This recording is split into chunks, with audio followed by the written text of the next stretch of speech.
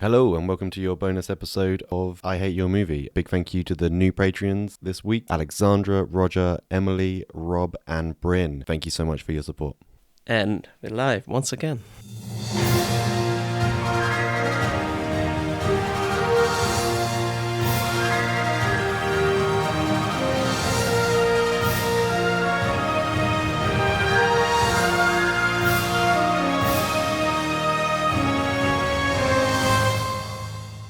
Hello. Hello, welcome to this bonus episode of I Hate Your Movie, where we talk about why cinemas are dying.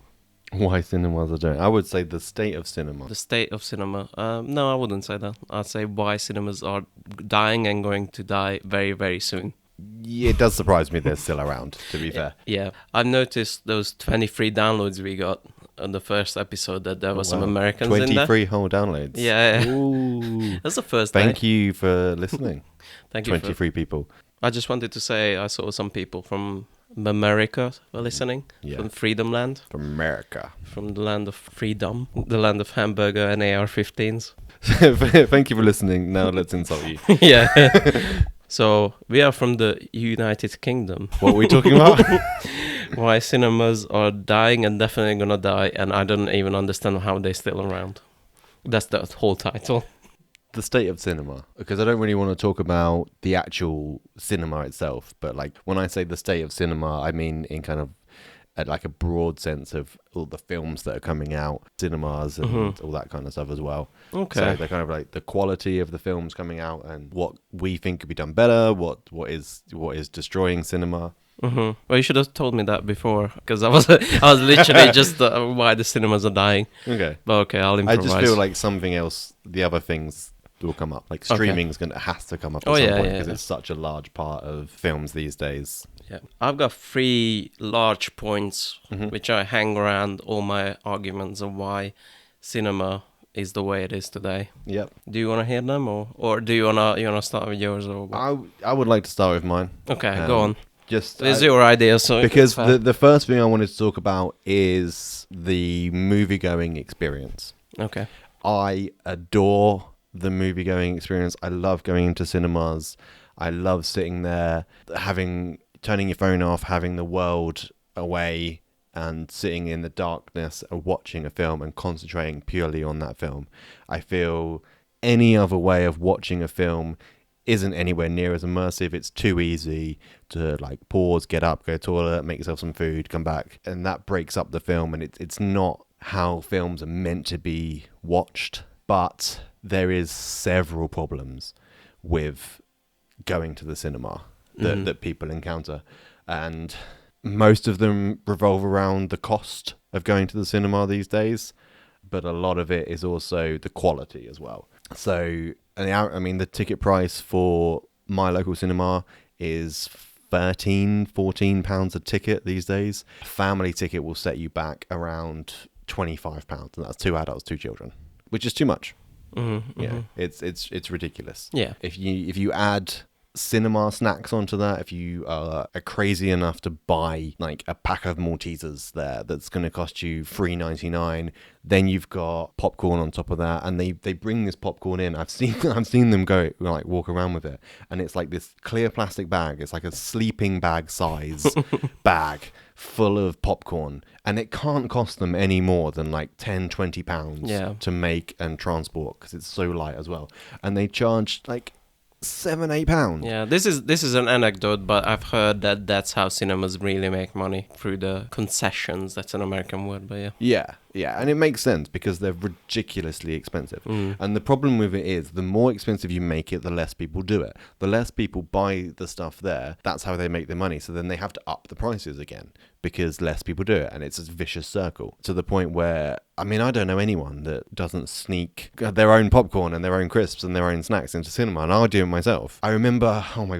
when lockdown ended and the cinemas opened up for the first time, and I was so happy. And I said to myself, I'm just going to support the cinema. I'm going to go there. I'm going to buy everything that they have. So I bought myself a popcorn. I bought myself a hot dog. I bought myself some nachos, a drink. The whole thing cost me bearing in mind I got the ticket for free because I have my cinema pass.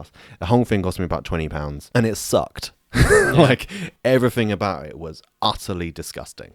The hot dog roll was dry and horrible. It didn't come with ketchup, and I had to sit in a dark cinema trying to open ketchup packets. I got ketchup all over me, and when I ate it, it was horrible. The nachos were just like, the fact that they called it cheese is an insult to cheese.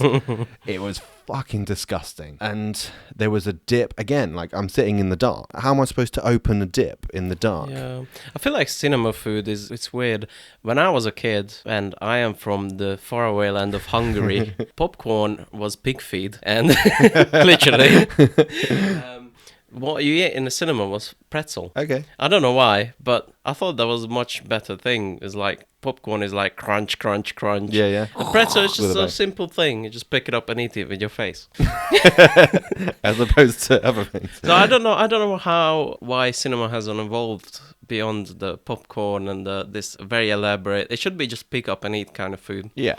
Well, Yeah, absolutely. And it's just, I don't understand like why they have made all these decisions to serve absolutely terrible, expensive crap. So I understand, and what you're doing, you're just alienating people from the experience all the time. And you can put a Baskin and Robbins in it as much as you want, but it's, ice cream's fairly thing. But again, 2 scoops of ice cream is like £5.80. It's ridiculous. Again, family of 4, it's another 20 quid on your bill. You're not going to do it. You're up to like £60 at this point.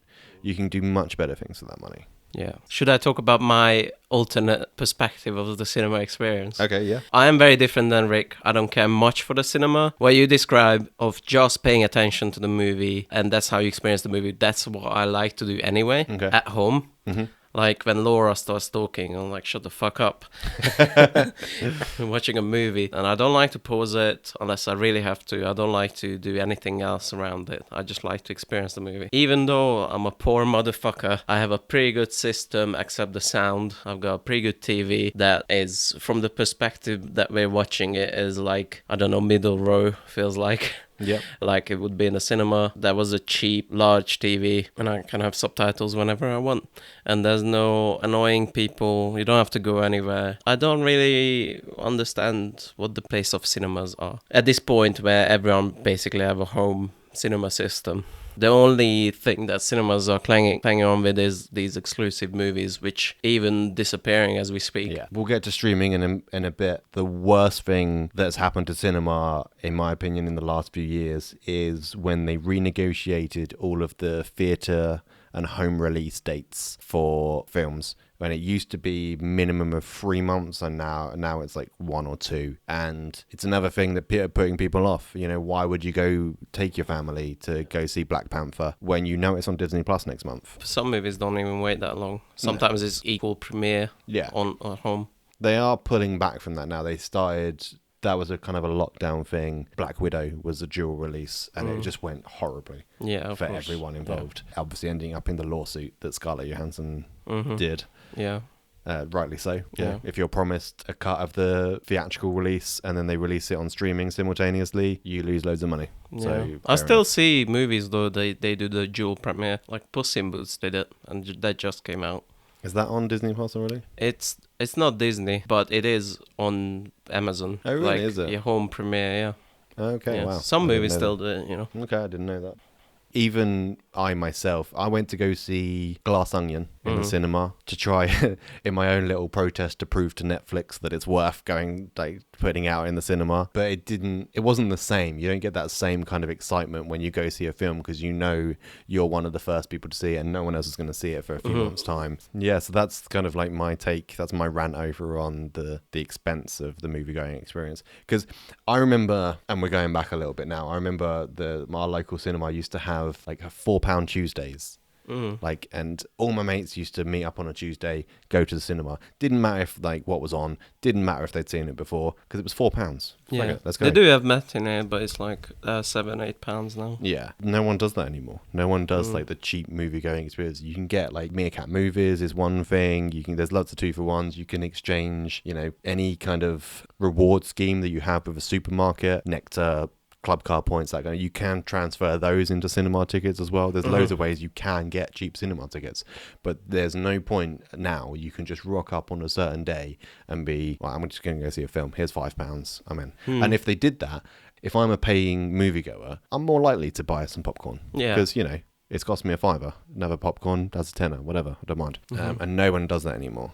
Yeah. Which is a shame. And now my rant's over about the cost of movie-going experiences. I feel like there's maybe some... I don't know how much you want to get into politics. My notes are very political. Okay. Wages didn't keep up with prices as well. That doesn't help. Like, there's less money for leisure for the average family, is what I mean. Yeah. Everybody's just like going through a cost of living crisis at the moment. Yeah. The currently 2023 is tracking like 3% less cinema sales than the previous year, when it was predicted to go up by 4%. So they're like, based on their own projections, they're like 7% down. Is that though because we're still in March and there's January, February, March is pretty low? Same as last year. So yeah, so between the start of the year and now, they didn't have Morbius. No. But film Shazam has just come out, and Yeah. that has been an absolute box office bomb. Let's go past the movie going experience, the theatre. And what did you want to talk about? Well, my ideas are quite highfalutin, Okay. quite big picture ideas. Okay. As I said, it gets political. Number one, corporate greed. Right. So the biggest example I have there is when Hateful Eight came out. Don't quote me on this, but it was one of the Tarantino movies. And at the same time, some Star Wars movie came out. Disney basically blackmailed cinemas that if they don't play Star Wars an X amount of times, then they can't have it at all. Okay. And the problem is with that, small art theaters survive by showing those big films so they can show the little films as well. Yeah. So basically, they monopolize the whole system. And that's not the only example. One problem is big studios kind of stepping on the small one, and the whole thing is getting monopolized. At the same time, this is a very recent trend that I noticed, is there's no like mid-budget movies anymore. There's no like movies where they made it for 10 million, Yeah. 20 million, and it makes, I don't know, 150 million, and everyone's happy. Every movie has to be 300 billion cost, and then have to make all the money. They just place these crazy bets on franchises all the time, and then that means there's less movies and less experimenting, because in a smaller mid-budget movie you can experiment, but in a fucking big movie which has to make $1 billion unless it fails, you can't experiment. You just have to do everything what you think is correct. Yeah. They kind of start to come back, but I think it's too late because COVID kind of broke everything. There is kind of a comeback of mid-budget movies. There was 2 recent Universal releases, Cocaine Bear, Yep. and there was another one, 2 Universal horror films. They both flopped. It's because it's too late. It's too late. They should have done this before COVID. Well, I think the problem with experimental films is it's a gamble for the audience member. Mm-hmm. So you're asking the audience member to bet their money on that being a good film, and they won't do it. I don't mean experimental film as in the whole film is experimental. Yeah. I mean, it's not completely down the line mainstream. I see what you mean, though, because, I mean, the opposite example for that is Everything Everywhere All at Once. So the budget for that was 14 to 25 million. And that's amazing. It's an incredible film. That's what you want to see more of. Yeah. But unfortunately, it's a hard sell Yeah. to the moviegoer. And because it's a hard sell to the moviegoer, the studios aren't going to bother with that. They can't. They can't afford to spend millions of pounds on films that may or may not work. But don't you think instead of spending another 300 million on a Marvel Avengers film, they could split into 10 movies? You know, like one of those 10 will make its money back. And then One of those 10 will make its money back, but it won't make the 30 movies money back. I'm not sure. So Everything Everywhere All at Once has currently got a box office of 115 million. Yeah. So- and that's fine for what did you say? 15 million it was. Yeah, it was. But no is the answer to your question, because almost every Marvel film makes £1 billion. Yeah. That's 10 times Everything Everywhere All at Once. So no. Yeah, but they wouldn't do it. if they would do these mid-budget films, the returns would be smaller, but also more frequent and possibly less risky. Like if all of a sudden a Marvel movie fails, then fucking whole studio's shutting down. Yeah, I see your point. And I do get it, and I would like to see more independent, slightly more experimental films come out. Again, they started now because of COVID kind of brought the mid-range movies back. But again, I think it's too late. They should have done that a while ago to change this whole cinema culture. I think hopefully, everything will come back around. Films, not just in terms of corporate greed, but the films they're making need to change. Yeah. Because people just don't want to watch the films these studios are releasing. You want to carry on with your points, or? Well, I've got 5 points. Okay. So You go ahead. okay, so the biggest thing that I find when I speak to people about films is they'll say to me, "Oh, I trust what you say about films." But if I read reviews, it's nonsense, it's rubbish.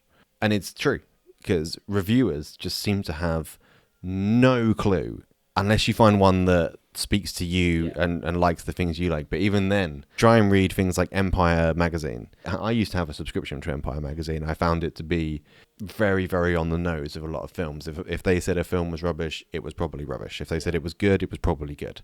But these days, they're just handing out stars like they're candy. And I suspect that they're very well funded by of the course. people who make these films. Yeah. Nobody trusts that anymore. Nobody trusts like what critics have to say, and it's part of the reason that I wanted to start this podcast. I've been writing reviews for ages. I don't put them anywhere. I just like to sit and write reviews, and they're all sitting on my hard drive. I've never done anything with them. But to try and give something back, to try and make people believe in cinemas and believe in the films. If you read a 4-star review for Cocaine Bear, and then you go see that film, you're just going to give up on cinema. You are. You're just going to, all right, this is shit. What would you say? You kind of touched on something that I'd like to explore a little bit, which is this critic and audience divide. Yes. Like that you can really see on Rotten Tomatoes, where some movies have such a wide gap between reviewers and audience likes. And why do you think that is? I think the critics have lost perspective of the average moviegoer for the most part. I think they've seen so many films, and if you watch so many films over so many years, it all starts to kind of melt together and get a bit generic. So when someone comes out with something experimental and new and like really kind of out there, they love it because it's new and it's fantastic. But that's not what the average moviegoer wants to see. And vice versa, you release something like the original Suicide Squad that's generic as fuck, they'll hate it. Yeah. But the average moviegoer will see that and go, okay, yeah, this is all right, this is good. Okay, I usually agree with the review. Yeah, the and reviews. that's fair enough, but that's not your average moviegoer. Like me and you wouldn't go see. We're not going to go see Fast and the Furious X. No? Since when? When were you gonna tell me? You don't turn your back on family. Even when they do. Other than to sit and do like a Cocaine Bear type episode. Well, there you go. Yeah, but we wouldn't go see it. If we weren't doing that, we would never go see it. Oh, it looks hilarious. We have to watch it. But you get my point. I do get your point. Thank you. And that's it. That's the average moviegoer. Okay. That's what they want to go see. Okay. I'm worried I'm sounding a bit condescending with like the average moviegoer. These idiots. No, I think idiots you, over here. I think you actually were harder on the reviewers, but not unfairly. So. Where it brings me to my next point as well. The kind of films that people don't want to see is the ones that preach at you. The ones that oh my God, it's reflecting today's culture and blah, blah, blah. People don't want to see that. Like, they go to the cinema, they've paid their money to forget the problems outside. They want to be entertained.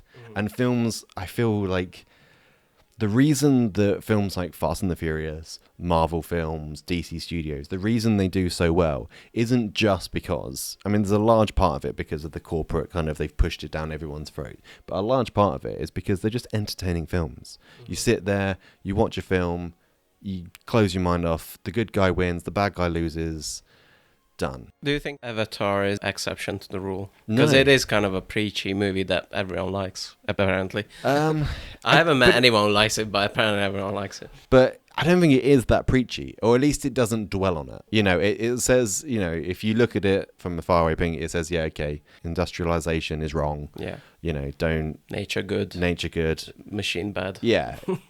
But exactly, it says it like that. Okay. It doesn't take 10 minutes out of its runtime for some scientist to explain all of the problems with industrialization. It's just bad. What kind of movies do you think are preachy that came out nowadays? Because I haven't come across this problem. Have you not? Not really. So I watched, have you seen the film Widows? No. So Widows could have been a really good film where these gangster guys who are trying to rob a bank die, and all of their widows kind of inherit their debt because like some gangster was like funding them. That's a cool idea. But it's unnecessarily dark and brooding and horrible. And then halfway through the film, because the main character's son died, which was unnecessary, but then it shows you halfway through the film how he died. It was a random stop by a police officer. He's a black guy, and he reaches to get his license and registration, and the policeman just shoots him. It has no place being in that film. And why do you need to involve the outside world, what's happening out there, into this film? It's not related. It doesn't matter. Okay. So it doesn't fit with the themes No. and stuff. But you get a lot of that. You get a lot of kind of, we touched on environmental issues. You get a lot of that preaching into it. You get a lot of things cancelled and stuff because, they don't have enough of this, that, and the other in it. And it's not. Do things get cancelled though? Or they just still put it out and then everyone watches it except purple-haired university students? But I think that's kind of the point I'm trying to make in a roundabout way. The studios are forcing things into their films that don't need to be there. If there's a market for a female James Bond-like character, then make that film. Yeah. But don't take a character that's already established and make them something else, because that's not what people want to see. Atomic Blonde is a fantastic film. It's a kick-ass woman and it's brutal and it's interesting and it's set in a interesting time and it's shot brilliantly, and Charlize Theron kicks ass in that. It didn't do very well. Yeah. But that's the. I think the studio, with James Bond, is more going fuck, we had this 50 years with this character and 25 movies plus. So what the fuck we're gonna do now? We told all the stories we could, Yeah, but they always make money. Yeah. People want that shit. People want an element of familiarity. And I get it. It's cliche a lot of the time, but that's what people want. They want to be entertained, and that's what studios have forgotten. Even though you got all of these online people calling for all of these various things, none of which can agree with each other. Yeah. Your average moviegoer just wants to just sit there, forget their troubles, and be entertained by something. You can still make interesting films within that realm. Again, Everything Everywhere All at Once gets a bit cliche at the end when the mother and the daughter reconcile and blah, blah, blah. But, it's an entertaining film. Yeah. That doesn't, preach anything at you or remind you of all the horrible things happening outside. Another good example, She Said, about the Harvey Weinstein thing. I haven't seen that. No, nobody has, because no one wants to see it. It's, it's a depressing look into a rapist's trial. Yeah. Or, no, why? That's not... I guess politically engaged people would be interested. Yeah, but that's it. That's what you keep creating these films for these small selections of people, and that's your viewership. That's what your viewership's going to be. Good point. I mean, I don't mind. Another thing, and I just overread your things, cancel culture. That isn't there. It isn't there? No. What did it say? Cultural decline. Oh, okay. It's an even more artsy-fartsy idea. But go on. I'm not really qualified to talk about diversity and wokeness as a white male. I'm going to step away from that thing. But I just feel... But let's talk about it. Yeah, but we have to, because so many films come out and they get wrecked on the online reviews because they don't have this, that, and the other. You've got people complaining that straight people can't play gay people. You've got accusations of whitewashing in films. All of these things that cause a massive online stir. I wouldn't call that cancellation, though. It's not, but it's... what's it called? People threatening to boycott films. Yeah, I don't know. I feel like that's a loud minority of people. I feel like there's a loud minority that are being listened to. Yeah, well, that's the studio's problem. Yeah, and it is, but studio's problem becomes our problem. when a film, they change something in a film that makes it bomb. If they were to release Jamie Bond, the female James Bond, no one would go see it, unfortunately. Even, it wouldn't matter what kind of thing, because they've changed that character from one to the other. And you can argue whether that's right or wrong, you know. I would still go and see it because I don't care, you know, as long as they make a good film. Yeah. I don't care who the main character is. I don't care what gender they are. You know, I don't care if they're gay or not. None of that bothers me. If they make a good film, I will go see it. But it's not going to make money for the studio, and it's not going to make money for the cinemas. I feel like this is a discussion where 10 days later I'm going to come up with really good arguments. What's a kind of example of that happening, of making them off? Ghostbusters. You know what? I think that was just a shit film. I enjoyed Ghostbusters. And how? Why? And most people I talk to that have watched it enjoyed it. Perfect example. Go on. If they had just made a film where 4 women happened to be fighting ghosts, then they could have advertised it like that. It might have been a good film. It might have been a success. But because they took the Ghostbusters brand, attached it to this film, nobody wanted to see it. All the Puritans of like Ghostbusters are like, "Ooh, it's Ghostbusters and this, blah, blah, blah." That's all wrong, whatever. And then it's so far removed from actual Ghostbusters. It wasn't a Ghostbusters film. Didn't make sense to call it Ghostbusters. It was a funny film about women fighting ghosts. I enjoyed it, but it didn't have the same tone. It didn't have the same cast. It didn't have the same plot. No. The only thing it had was the firehouse. Yeah. End of story. Why just changing them into women makes it worse or not worth watching by the public? And I don't think it is. Actually, there was murmurs of what's happening, Ghostbusters reboot. That was the thing I was excited for. Because it sounded like the original Ghostbusters, that you put 4 very differently funny people together. And then their comedy kind of elevates the movie. Now, that didn't turn out to be the truth. It's a utterly shit movie. Yeah, so what example you gave is good. I do agree with it that they just basically just slapped the Ghostbusters name on it for intellectual property kudos. Which destroyed the film. Yeah. It made it rubbish. Yeah. And it made everybody else think it was rubbish as well. Yeah. You're hitting 0 demographics. You can tell good stories with diverse characters, and I want to see those stories. Yeah.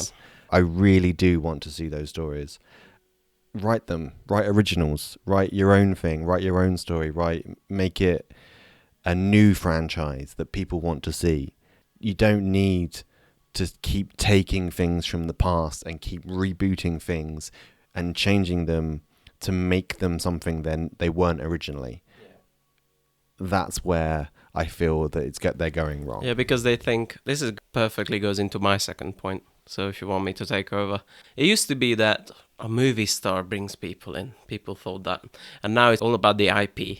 Everything's about the IP. And so they're getting kind of lazy of like, okay, what can we dig up? And then they find something that they can reboot or remake or make a 40-year later sequel to it. Second point is cultural decline. The American Empire. Oh my God.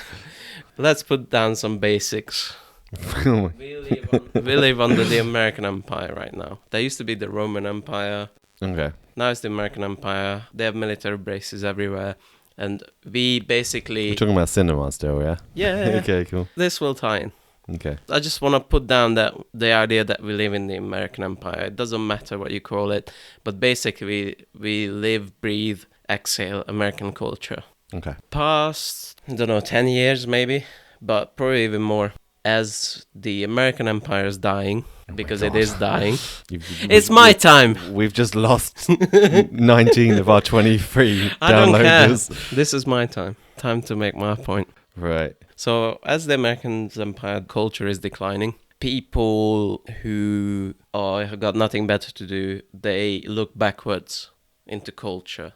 So this is where all these member berries come from. Oh, it used to be better in the old days. Yeah, because in the old days, they used to make original movies, original content. I feel like these things are interconnected, where this is like, I call it toxic nostalgia, where people so much live in the past, and a past that never was really, that they think was perfect or much better. At the same time, they don't accept anything new into their lives and don't experience anything new. So they stuck in this old vision. And so cinemas are taking advantage of this by resurrecting old IPs, 40-year-old franchises, for these kind of people to go in and see. And I think this is one of the major problems with why cinema is the way it is, because they serve this kind of dying empirical culture, and it's kind of like in a loop. I saw a study where basically how abstract your art is in your culture, your new art, represents how democratic you are, which is interesting. So it's kind of like a reversification of that idea. Everything became so stale and backwards. So anyway, so this is my review for United States of America. I told you that I've got bullshit arguments. Yeah, I think when you could have, yeah. I could have just said everything a reboot in it. Well, the studios are selling old IPs to people because they remember them, and in cultural decline is in general. It's not just studios. It's what people want as well. Yeah. And that's also the problem. So they in this relationship of kind of like a codependent relationship where, yes, they want that and a studio gives them that. It's not exactly that, then they're pissed off, right? Yeah. I just want to tell you the top 10 UK films of 2022. Yep. Top Gun Maverick, late sequel. Avatar Way of the Water, late sequel. Minions, Rise of Gru, franchise IP movie. Doctor Strange, sequel. MCU. The Batman, franchise IP movie. Thor, Love and Thunder, franchise IP movie. Jurassic World Dominion, franchise IP movie. Black Panther, Wakanda Forever, franchise IP movie. Sing 2, 1. Sequel, but also what the fuck. Elvis. So Elvis is the only movie in the top 10 that's, let's say, it's an original idea. That's just the problem in this system, is that what people want to see is the old shit, and what people get is the old shit, but there's like an expiry date on that, which is running out of old shit to resurrect. Okay, on that note, yeah, so I also looked up the current UK top 10. 5 out of the top 10 in the UK was sequels or reboots or... That's pretty good though, the 5 out of 10. Yeah. It's more than 9 out of 10 like my top 10 list. But it speaks to...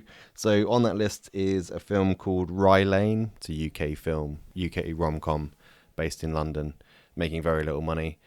But that's, you know, they are out there and people do see them. But that's the thing you were saying about earlier with your mid-budget films. Even if they're a success, they will only make 30-40 million and they will never appear on that list. Yeah, that's one problem with that, is that I haven't touched on yet, is that marketing budgets. Because I don't think these mid-budget movies get marketed at all.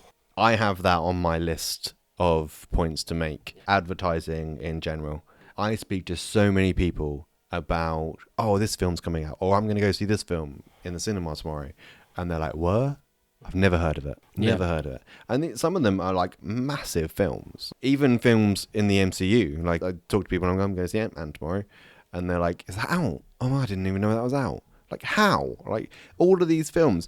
A film's marketing budget is almost equal to its production budget. Yeah, usually, yeah. Yeah. So a £500 million film has 500 million in advertising. Where are they spending that money?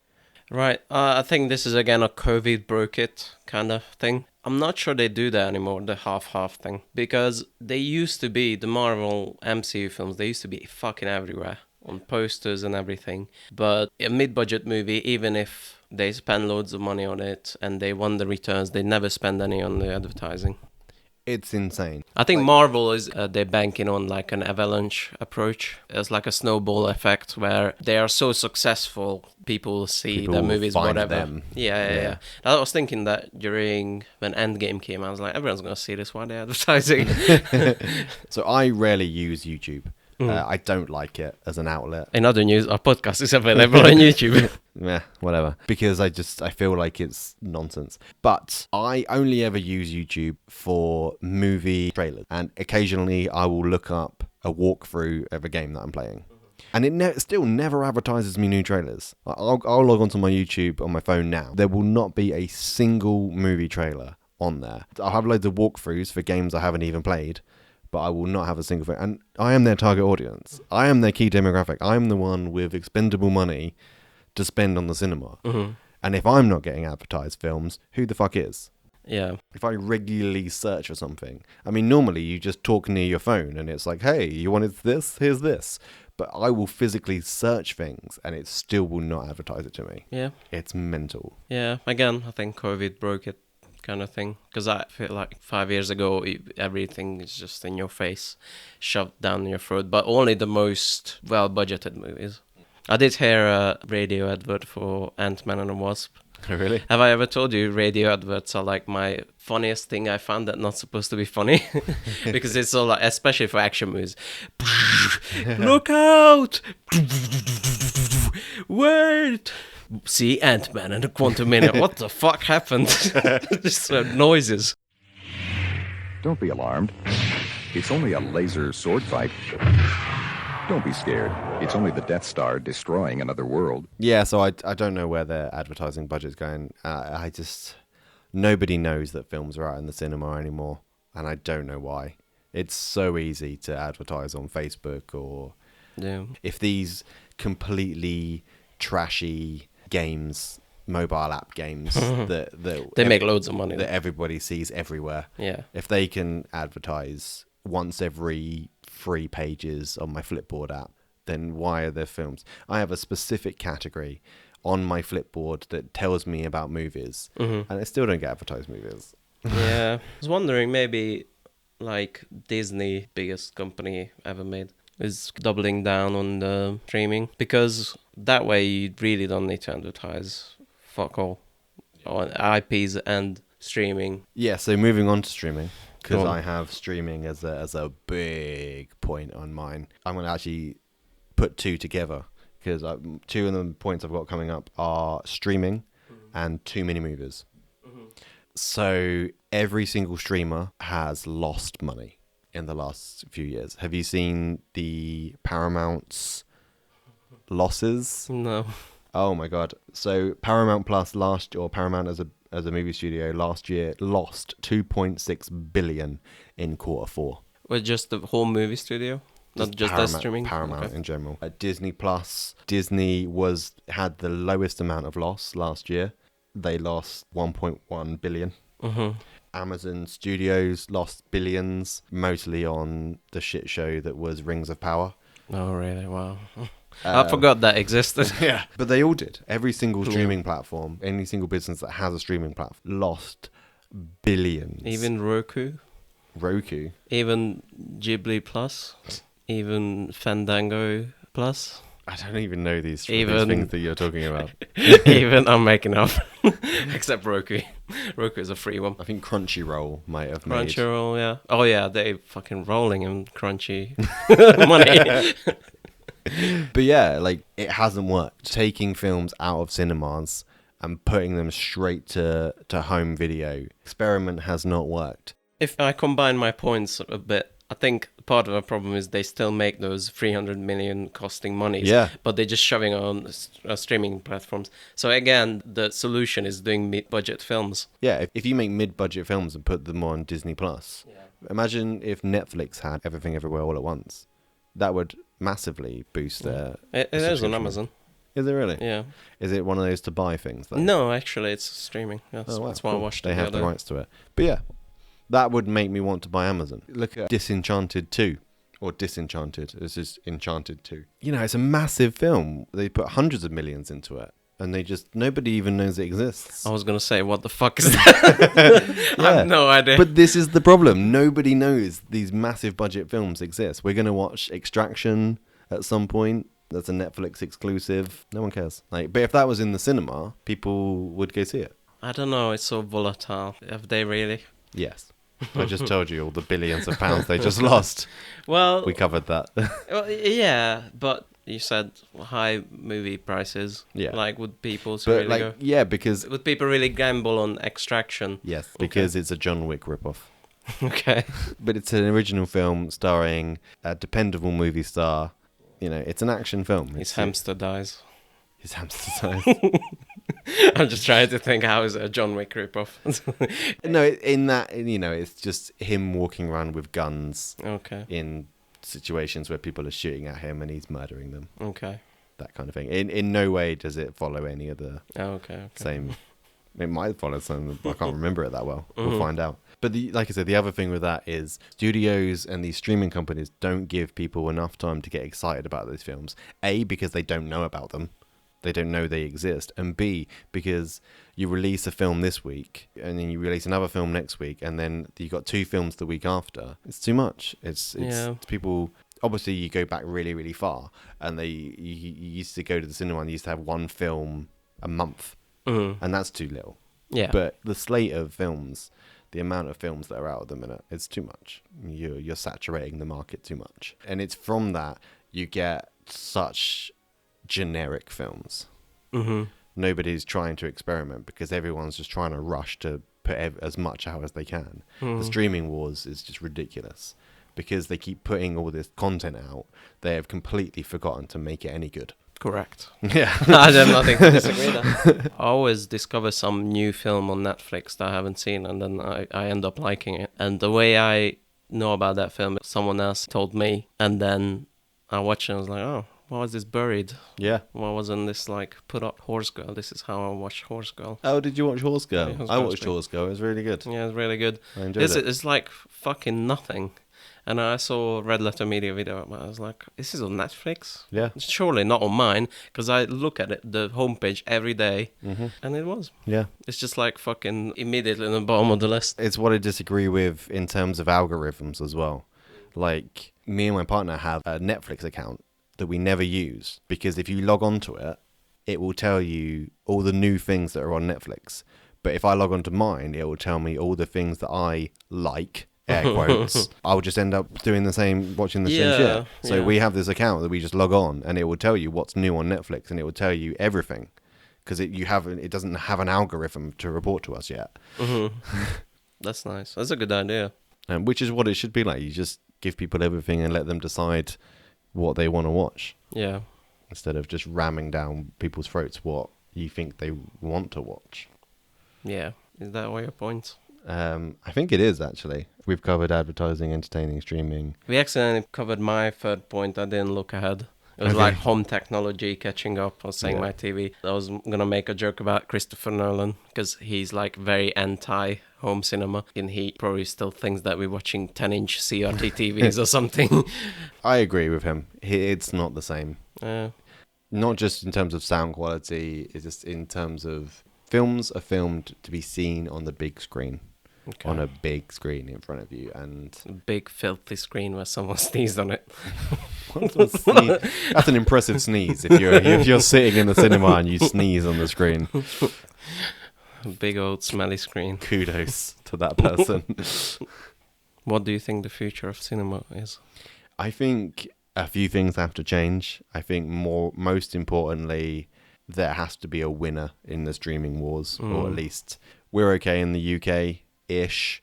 We've got Prime, we've got Netflix, and we've got Disney, and anything else is a bolt-on of that. You can get Paramount Plus installed into your Amazon, same with Roku, same with Ghibli Plus. who is Hulu Star over here. It's Star in Disney Plus. Yeah, but whereas in America, all of those are individual platforms, which cannot make money. We've given up this £30 a month cable, and we've gone, okay, oh my God, Netflix is only £5 a month. Let's go to that. Oh, now we need to get Amazon Plus. Now we need to get Amazon Plus. Doesn't exist. It's just a different kind of satellite TV. At the moment, if you wanted all of them, it would cost you more. Yeah. Which is insane. So someone has to win that. It has to boil down to 2, 3, 4 at the most companies that have that content. And if studios like Warner Brothers, who have HBO Max, which is also, oh my God, They lost a lot of money, right? I know they dropped a bunch of shit, so they must have lost a lot of money. HBO Max, which lost 2.1 billion last year. The GDP of a small country. It's madness. If they want us to keep making things, that's fine. Keep making them, put them out in cinemas, and then sell them to the streaming platforms like it was at the beginning. Netflix originally didn't have any original content, or it had very, very little original content. It was just a mishmash of bargain basement shit that people wanted to watch. And that worked. And then they started getting more popular, and they started getting films that people did want to watch. You know, all the classics, like if they had Ghostbusters on it, then they were like, oh my God, they got Ghostbusters, let's watch that. But then they started making their own stuff, and it doesn't work. The streaming wars has to end. That's number one. With that, you need longer cinema to home video times. If cinema is going to survive, if a lot of the studios want to survive, they need that as well. Because you can't make that amount of money. If you released Endgame on Disney Plus, it's not going to make you £1 billion. No. It's going to make you a fraction of that. If you add it on there later, then it's incentive for people to subscribe. If you've got all of the Marvel stuff on it, that's the main reason I subscribed to Disney Plus in the first place. They're going to break it up to 10 pieces and then release them every month. If that's what they need to do, Yeah. fine, whatever. And lastly, on your point, I think they need to just start making original things again. And I think cinema in general has its times for everything, and they'll end. In the 80s, you had the Die Hards, all of the action films. People had enough of that. Then they went into kind of like rom-coms and things, and then people had enough of that. And superhero fatigue, I'm amazed it hasn't happened yet. Yeah. It will happen very soon. Yeah. And then we'll move on to something else. And I think whatever we move on to just has to be high quality, well told, original films. And it doesn't matter who or what you have in those films. As long as they're well made, people will hopefully come back. Do you hope this to happen? Do you think this will happen? Because Because you avoided my question, basically. What do you think will what happen? do I think will happen? I really don't know. Mm, I think it's on a knife edge. that's true. That's for sure. I think either what I said will happen or you'll see a lot of cinemas closing down, which is unfortunate. Well said. I would like to, from there, see a higher rise in independent cinemas. Yeah. What you said about superhero fatigue. Like, I don't even think about this. Well, I kind of do, but I kind of don't. There's a whole larger area of this, I think, remake and reboot thing, which was even before the superhero craze. Like, we had for so long this fucking remake, reboot, too late sequel thing for like 20 years. And it's been crazy. I'm hoping for that whole thing to end. It's like almost the bigger circle encircling the superhero bubble. Yeah, and I understand that it's tough to write new things because so many films have been released at this point. You're always going to get compared to something else. If you did write the Ghostbusters where 4 women fight ghosts, even if you didn't slap the Ghostbusters logo on it, people would just be, oh, this is just a rip-off of Ghostbusters. I think that what they should do is George Lucas had this famous interview back in the 80s where he talked about how to be a producer. And he was saying basically it's like gambling. You go into the place and then you gamble on this young go-getter kid and then that's it. That's all you have to do, I think. It's not about how hard it is to write original content. It's about getting new people into the industry that you just gamble on, really, and see what happens. Fingers crossed. Yeah. I want to tell you what I think will happen to cinemas. Oh, God. This is not going to go well for cinemas. So basically the American Empire. Oh, my God. No, I'm just fucking with you. No, I think it does tie into politics a little bit, but I think it depends if Disney will be broken up or not as a monopoly, because they are a monopoly now, very clearly. It's like no company that anywhere near in competition with them. So if it doesn't get broken up, I think what will happen that cinemas will become like Disney experiences, basically. Right. It's not going to be a cinema, it's going to be where you see the Disney movies. Some independent cinemas will survive, but they'll be very small. I don't think they'll be like the Odyssey or the Rex as independent cinemas. Fairly large, nice places. I think they'll be like more like basements of weirdos. That will be your new independent cinema, and we'll die, and we'll see the same shit over and over again. I like your more hopeful ending. Well, I didn't say I thought it was going to happen. I think it's what needs to happen. Yeah, I hope Disney gets broken up. I think that's a key to this. Well, at the moment, Disney is the only thing keeping cinemas alive. So... Yeah, but yeah, again, it's a codependent relationship. Like, you need to break that shit. Like, it's just prolonging the inevitable. Yeah. Wow. That was Well, fun discussion. That was depressing. I'm sorry. Well, we hope you've enjoyed this bonus episode of I Hate Your Movie, where we depress you about the state of cinema and why cinema is dying. If you do have any other points, if you'd like to kind of talk to us about our points, you're very welcome to. There is a comment section. You can find us on Instagram. We'd like to hear your opinions and what you think the state of cinema is like now. What if you agree or disagree with our points, or if you're just have your own ideas. That'd be cool to hear. Write us a letter and send the Raven to. Thank you for listening. Thank you for listening. Fuck, I'm tired.